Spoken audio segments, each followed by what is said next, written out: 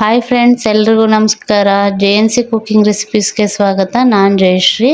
ಇವತ್ತು ನಾನು ಮಾಡ್ತಾ ಇರುವಂತಹ ರೆಸಿಪಿ ದೊಡ್ಡೋರಿಂದ ಹಿಡಿದು ಚಿಕ್ಕವರವರೆಗೂ ಇಷ್ಟ ಆಗುವಂತಹ ಫ್ರೆಂಚ್ ಫ್ರೈಸ್ನ ತುಂಬ ಈಸಿಯಾಗಿ ಹಾಗೆ ರುಚಿಯಾಗಿ ಮನೇಲೆ ಹೇಗೆ ಮಾಡ್ಕೊಳ್ಳೋದು ಅಂತ ತೋರಿಸ್ತಾ ಇದ್ದೀನಿ. ಈ ರೆಸಿಪಿನ ಟೀ ಜೊತೆ ಈವ್ನಿಂಗ್ ಸ್ನ್ಯಾಕ್ಸ್ ಆಗಿಯೂ ಮಾಡ್ಕೊಳ್ಬೋದು, ಹಾಗೆ ಮಕ್ಕಳು ಲಂಚ್ ಬಾಕ್ಸ್ಗೂ ಮಾಡ್ಕೊಡ್ಬೋದು, ಮತ್ತೆ ಸ್ನ್ಯಾಕ್ಸ್ಗೂ ಮಾಡ್ಕೊಡ್ಬೋದು. ಹಾಗೆ ಮಕ್ಕಳು ಸ್ಕೂಲ್ ಮುಗಿಸ್ಕೊಂಡು ಬರ್ತಾರಲ್ಲ ಸಂಜೆ, ಅವಾಗ್ಲೂ ಈ ರೆಸಿಪಿನ ಮಾಡ್ಕೊಟ್ರೆ ತುಂಬಾ ಇಷ್ಟಪಟ್ಟು ತಿಂತಾರೆ. ಮನೇಲೆ ಹೆಲ್ದಿಯಾಗಿ ಈ ರೆಸಿಪಿನ ಮಾಡ್ಕೊಳ್ಳಿ. ಹಾಗೆ ನನ್ನ ಚಾನಲ್ನ ಹೊಸದಾಗಿ ಯಾರೆಲ್ಲ ನೋಡ್ತಾ ಇದ್ದೀರಾ ದಯವಿಟ್ಟು ಸಬ್ಸ್ಕ್ರೈಬ್ ಮಾಡ್ಕೊಂಡು ನೋಡಿ. ಹಾಗೆ ಈ ರೆಸಿಪಿ ನಿಮ್ಗೂ ಇಷ್ಟ ಆದ್ರೆ ಒಂದು ಲೈಕ್ ಮಾಡೋದ್ರ ಮೂಲಕ ಪ್ಲೀಸ್ ಸಪೋರ್ಟ್ ಮಾಡಿ. ಹಾಗಿದ್ರೆ ಈ ರೆಸಿಪಿನ ಹೇಗ್ ಮಾಡೋದು ಅಂತ ನೋಡೋಣ. ನಾನಿಲ್ಲಿ ಮೀಡಿಯಂ ಸೈಜ್ದು ಒಂದು 6 ಆಲೂಗಡ್ಡೆ ತಗೊಂಡು ನೀರಲ್ಲಿ ಚೆನ್ನಾಗಿ ವಾಶ್ ಮಾಡಿ ಸಿಪ್ಪೆ ಎಲ್ಲಾನು ಕಂಪ್ಲೀಟ್ ಆಗಿ ತೆಗೆದು ತಗೊಂಡಿದ್ದೀನಿ. ಸೊ ನೆಕ್ಸ್ಟ್ ಈ ಆಲೂಗಡ್ಡೆ ಎಲ್ಲಾನು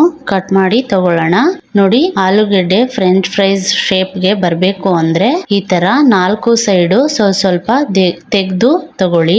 ನೋಡಿ, ಆಮೇಲೆ ಮೀಡಿಯಂ ಸೈಜ್ ಅಲ್ಲಿ ಕಟ್ ಮಾಡ್ಕೊಂಡು ಈ ತರ ಎಲ್ಲಾನು ಮೀಡಿಯಂ ಸೈಜ್ ಅಲ್ಲಿ ಕಟ್ ಮಾಡ್ಕೊಂಡು ತಗೊಳ್ಳಿ. ಎಲ್ಲಾ ಆಲೂಗಡ್ಡೆನೂ ಅಷ್ಟೇ 4 ಸೈಡು ಸ್ವಲ್ಪ ತೆಗ್ದಾಕೊಳ್ಳಿ. ತೆಗ್ದು ಈ ತರ ಮೀಡಿಯಂ ಸೈಜ್ ಅಲ್ಲಿ ಕಟ್ ಮಾಡ್ಕೊಂಡು ತಗೊಳ್ಳಿ. ನೋಡಿ, ಕಂಪ್ಲೀಟ್ ಆಗಿ ಎಲ್ಲಾನು ಇದೇ ತರ ಕಟ್ ಮಾಡಿ ತಗೊಂಡಿದ್ದೀನಿ. ನೋಡಿ, ಎಲ್ಲ ಒಂದೇ ಶೇಪ್ ಅಲ್ಲಿ ಚೆನ್ನಾಗಿ ಬಂದಿದೆ. ನೀವು ಇದೇ ತರ ಕಟ್ ಮಾಡಿ ತಗೊಳ್ಳಿ. ಸೊ ನೆಕ್ಸ್ಟ್ ಕಟ್ ಮಾಡ್ಕೊಂಡಿರೋ ಆಲೂಗಡ್ಡೆ ಪೀಸ್ ಎಲ್ಲಾನು ಒಂದ್ ಪಾತ್ರೆಗೆ ಹಾಕೊಂಡು ಒಂದ್ಸಲ ವಾಶ್ ಮಾಡಿ ತಗೊಂಡಿದ್ದೀನಿ. ನೆಕ್ಸ್ಟ್ ಈ ಕಡೆ ಒಂದ್ ಪಾತ್ರೆಯಲ್ಲಿ ನೀರ್ ಹಾಕಿ ನೀರ್ ಕಾಯೋದಿಕ್ಕೆ ಇಟ್ಕೊಂಡಿದ್ದೀನಿ. ಅದಕ್ಕೆ 1 ಸ್ಪೂನ್ ಉಪ್ಪು ಹಾಕೊಂಡು ನೀರು ಸ್ವಲ್ಪ ಕುದಿ ಬರೋವರೆಗೂ ಇದನ್ನ ಕುದಿಸ್ಕೊಳ್ಬೇಕು. ನೋಡಿ, ನೀರೆಲ್ಲ ಚೆನ್ನಾಗಿ ಕುದೀತಾ ಇದೆ. ಇವಾಗ ಇದಕ್ಕೆ ಕಟ್ ಮಾಡಿ ಇಟ್ಕೊಂಡಿದ್ವಲ್ಲ ಆಲೂಗಡ್ಡೆ ಪೀಸ್ ಹಾಕೊಂಡು ಇದನ್ನ 1-3 ನಿಮಿಷ ಮೀಡಿಯಂ ಟು ಹೈ ಫ್ಲೇಮ್ ನಲ್ಲಿ ಇಟ್ಕೊಂಡು ಬೇಯಿಸ್ಕೊಂಡ್ರೆ ಸಾಕು. ನಾನಿಲ್ಲಿ ಆಲೂಗಡ್ಡೆನ ಮೀಡಿಯಂ ಸೈಜ್ ತಗೊಂಡಿದ್ದೀನಿ, ಅದಕ್ಕೆ ಇಷ್ಟು ಚಿಕ್ಕದಾಗಿ ಬಂದಿದೆ. ಮನೇಲೆ ಇರೋದನ್ನ ಉಪಯೋಗಿಸ್ಕೊಂಡಿದ್ದೀನಿ. ನನ್ನ ಮಗ ಯಾವಾಗ್ಲೂ ಫ್ರೆಂಚ್ ಫ್ರೈಸ್ ಮಾಡ್ಕೊಡು ಮಮ್ಮಿ ಅಂತ ಕೇಳ್ತಾನೆ ಇದ್ದ, ಅದಕ್ಕೋಸ್ಕರ ಮನೇಲೆ ಇರೋದನ್ನ ಉಪಯೋಗಿಸ್ಕೊಂಡಿದ್ದೀನಿ. ನೀವು ತಗೊಂಡ್ ಬಂದ್ ಮಾಡ್ಕೊಳ್ತೀರಾ ಅಂದ್ರೆ ಆಲೂಗಡ್ಡೆ ಸ್ವಲ್ಪ ಉದ್ದ ಇರೋದು ಮತ್ತೆ ಸೈಜು ದಪ್ಪ ಇರೋದನ್ನ ನೋಡಿ ತಗೊಂಡ್ ಬಂದು ಮಾಡ್ಕೊಳ್ಳಿ. ನೆಕ್ಸ್ಟ್ ಇದನ್ನ 3 ನಿಮಿಷ ಬೇಯಿಸ್ಕೊಂಡಿದ್ದಾಗಿದೆ. ಇವಾಗ ಇದನ್ನ ಒಂದ್ ಜಾಲರಿಗೆ ಎಲ್ಲಾನು ತೆಗೆದು ಈ ತರ ಒಂದ್ ಕಾಟನ್ ಬಟ್ಟೆ ಮೇಲೆ ಹಾರಾಕೊಳ್ಳಿ. ನೀರೆಲ್ಲ ಸ್ವಲ್ಪ ಡ್ರೈ ಆಗ್ಬೇಕು. ಅದರಿಂದ ಒಂದ್ ಕಾಟನ್ ಬಟ್ಟೆ ಅಥವಾ ಕಾಟನ್ದು ದೊಡ್ಡದು ಒಂದು ಕರ್ಚೀಫು ಅಥವಾ ವೇಲು ಯಾವ್ದಾದ್ರು ಇದ್ರು ಓಕೆ. ಅದ್ರ ಮೇಲೆ ಒಂದ್ 15 ನಿಮಿಷ ಇದು ಹಾರ್ಕೊಳ್ಳೋದಿಕ್ಕೆ ಬಿಡ್ಬೇಕು. ನೋಡಿ, ಇವಾಗ ಕಂಪ್ಲೀಟ್ ಆಗಿ ಡ್ರೈ ಆಗಿದೆ. ಇದನ್ನ ತೆಗೆದು ಒಂದ್ ತಟ್ಟೆಗೆ ಹಾಕೊಂಡು ಒಂದ್ ಚಿಕ್ಕ ಸ್ಪೂನ್ ಅಲ್ಲಿ 1 ಸ್ಪೂನು ಕಾರ್ನ್ಫ್ಲೋರ್ ಹಾಕೊಳ್ತಾ ಇದ್ದೀನಿ. ಕಾರ್ನ್ಫ್ಲೋರ್ ಹಾಕೊಂಡು ಈ ತರ ಎಲ್ಲಾ ಪೀಸಸ್ಗೂ ಅಂಟ್ಕೊಳ್ಳೋ ತರ ಕೈಯಲ್ಲೇ ಚೆನ್ನಾಗಿ ಮಿಕ್ಸ್ ಮಾಡ್ಕೊಳ್ಳಿ. ನೋಡಿ, 1 ಸ್ಪೂನು ಕಾರ್ನ್ಫ್ಲೋರ್ ಹಾಕೊಳ್ಳೋದ್ರಿಂದ ಫ್ರೆಂಚ್ ಫ್ರೈಸ್ ತಿನ್ನೋವಾಗ ಕ್ರಿಸ್ಪಿಯಾಗಿ ತುಂಬಾ ಚೆನ್ನಾಗಿರುತ್ತೆ ತಿನ್ನೋವಾಗ.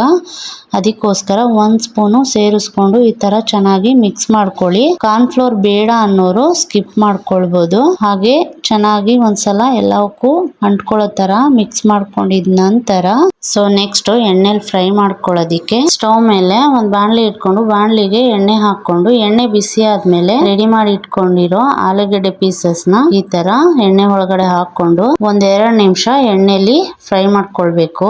ಇದೇ ತರ ಎಲ್ಲ ಆಲೂಗಡ್ಡೆ ಪೀಸಸ್ 1-2 ನಿಮಿಷ ಎಣ್ಣೆಲಿ ಫ್ರೈ ಮಾಡಿ ತೆಗೆದು ಒಂದು ಪ್ಲೇಟ್ಗೆ ಹಾಕೊಂಡು ಮತ್ತೆ ಇದು ಬಿಸಿ ಎಲ್ಲ ಕಂಪ್ಲೀಟ್ ಆಗಿ ತಣ್ಣಗಾಗೋವರೆಗೂ ಒಂದ್ 10 ನಿಮಿಷ ಬಿಡ್ಬೇಕು. 10 ನಿಮಿಷ ಬಿಸಿ ಎಲ್ಲ ಕಂಪ್ಲೀಟ್ ಆಗಿ ತಣ್ಣಗಾದ್ಮೇಲೆ ಮತ್ತೆ ಕಾಯ್ದಿರೋ ಎಣ್ಣೆಗೆ ಇದನ್ನ ಹಾಕೊಂಡು ಮೀಡಿಯಂ ಟು ಲೋ ಫ್ಲೇಮ್ ನಲ್ಲಿ ಇಟ್ಕೊಂಡು ಗೋಲ್ಡನ್ ಕಲರ್ ಬರೋವರೆಗೂ ಚೆನ್ನಾಗಿ ಫ್ರೈ ಮಾಡ್ಕೊಂಡ್ಬಿಟ್ರೆ ಆಯ್ತು. ಎಲ್ಲಾನು ಇದೇ ತರ ಗೋಲ್ಡನ್ ಕಲರ್ ಬರೋವರೆಗೂ ಚೆನ್ನಾಗಿ ಫ್ರೈ ಮಾಡ್ಕೊಂಡು ತಗೊಂಡ್ಬಿಟ್ರೆ ರುಚಿಯಾದ ಹೊರಗಡೆ ಸಿಗೋ ಅಷ್ಟೇ ರುಚಿಯಾದ ಫ್ರೆಂಚ್ ಫ್ರೈಸ್ ರೆಡಿ ಆಗ್ಬಿಡುತ್ತೆ. ನೀವು ಕೂಡ ಇದೇ ರೀತಿ ಮಾಡಿ ಟ್ರೈ ಮಾಡಿ. ತಿನ್ನೋಕೆ ತುಂಬಾ ಚೆನ್ನಾಗಿರುತ್ತೆ. ಕ್ರಿಸ್ಪಿಯಾಗಿ ಹೊರಗಡೆ ಕ್ರಿಸ್ಪಿಯಾಗಿ ಒಳಗಡೆ ಸಾಫ್ಟ್ ಆಗಿ ತಿನ್ನೋಕಂತೂ ತುಂಬಾ ರುಚಿಯಾಗಿರುತ್ತೆ. ಹಾಗೆ ಕೊನೆಯಲ್ಲಿ ಬೇಕು ಅಂದ್ರೆ ಸ್ವಲ್ಪ ಪೆರಿ ಮಸಾಲಾ ಪೌಡರ್ನ ಈ ತರ ಸ್ಪ್ರಿಂಕಲ್ ಮಾಡ್ಕೊಂಡ್ರೆ ಇನ್ನೂ ಚೆನ್ನಾಗಿರುತ್ತೆ. ಸಾಸ್ ಜೊತೆ ಮಯೋನೀಸ್ ಜೊತೆ ತಿನ್ನೋಕಂತೂ ತುಂಬಾ ಚೆನ್ನಾಗಿರುತ್ತೆ. ಅದೆರಡೂ ಬೇಡ ಅಂದ್ರೂ ಹಾಗೆ ತಿನ್ನೋಕ್ಕೂ ಕೂಡ ತುಂಬಾ ಚೆನ್ನಾಗಿರುತ್ತೆ. ನೀವು ಈ ರೆಸಿಪಿನ ಒಂದ್ಸಲ ಟ್ರೈ ಮಾಡ್ಕೊಡಿ. ಮನೇಲಿರೋರು ತುಂಬಾ ಇಷ್ಟಪಟ್ಟು ತಿಂತಾರೆ, ಹೊರಗಡೆ ಹೋಗಿ ತಿನ್ನೋದನ್ನೇ ಮರ್ತ್ ಬಿಡ್ತಾರೆ, ಅಷ್ಟು ರುಚಿಯಾಗಿರುತ್ತೆ. ನೋಡಿದ್ರಲ್ಲ ಫ್ರೆಂಡ್ಸ್, ನಾನು ಮಾಡಿರೋ ಈ ರೆಸಿಪಿ ನಿಮ್ಗೂ ಇಷ್ಟ ಆಯ್ತು ಅನ್ಕೊಳ್ತೀನಿ. ಇಷ್ಟ ಆದ್ರೆ ಒಂದು ಲೈಕ್, ಶೇರ್, ಕಮೆಂಟ್ ಮಾಡಿ. Thank you for watching. Take care. Bye.